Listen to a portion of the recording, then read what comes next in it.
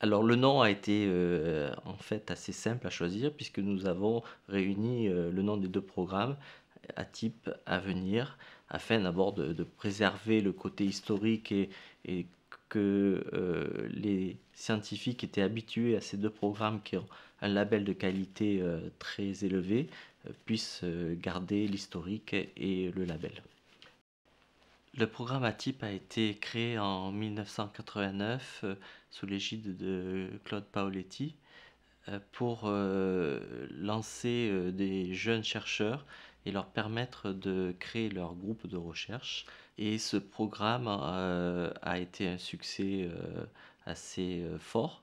Et l'INSERM a lancé un programme équivalent à venir à la fin des années 90, début des années 2000, pour faire la même chose et permettre aux chercheurs INSERM de pouvoir développer leurs recherches de façon indépendante.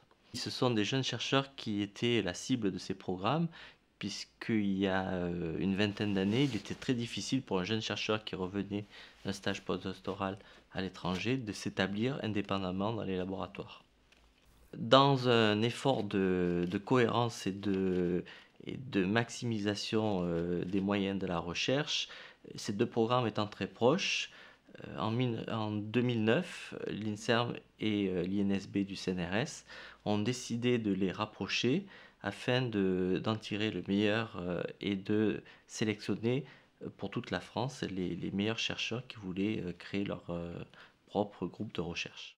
Le programme s'adresse aux sciences de la vie et de la santé. Donc il est très large, il va du très fondamental de la molécule jusqu'au très appliqué au lit du malade. Et les candidats sont sélectionnés seulement sur leur valeur scientifique et sur l'intérêt du projet qu'ils développent. Le premier critère est de ne pas avoir plus de 10 ans d'expérience de recherche après le doctorat.